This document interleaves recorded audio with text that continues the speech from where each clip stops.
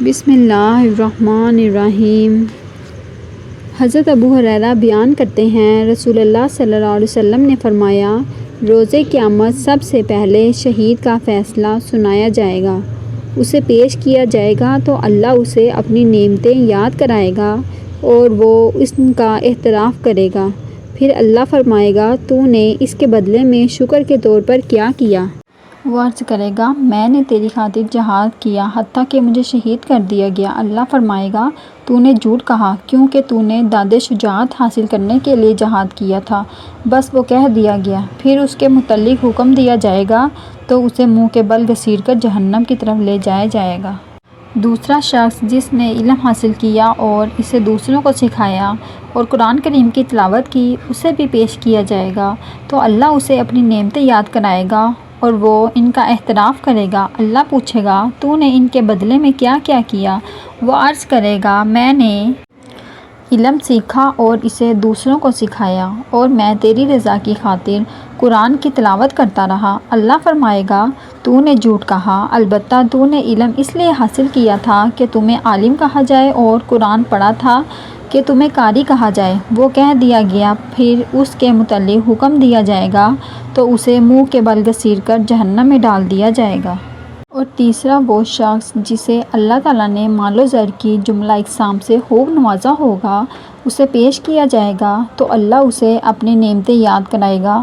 وہ انہیں پہچان لے گا تو اللہ پوچھے گا، تو نے ان کے بدلے میں کیا کیا کیا؟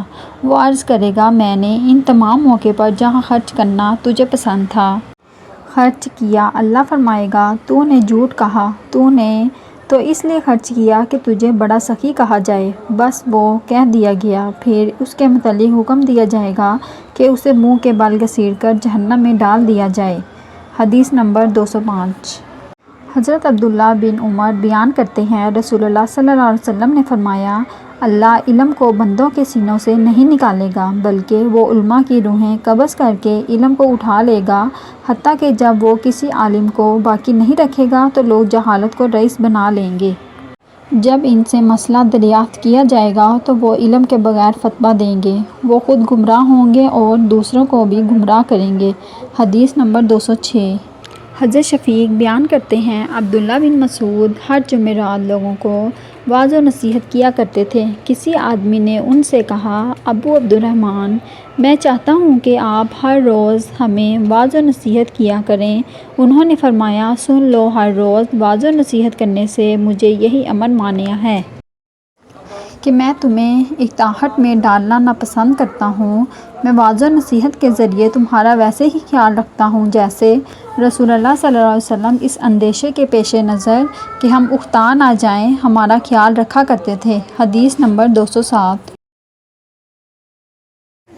حضرت انس رضی اللہ تعالیٰ عنہ بیان کرتے ہیں، جب نبی صلی اللہ علیہ وسلم کو گفتگو فرماتے تو آپ صلی اللہ علیہ وسلم ایک جملے کو 3 مرتبہ دہراتے حتیٰ کہ اسے سمجھے اور یاد کر لیا جائے، اور جب آپ کسی قوم کے ساتھ تشریف لاتے اور انہیں سلام کرنے کا ارادہ فرماتے تو 3 مرتبہ سلام کرتے۔ حدیث نمبر 208۔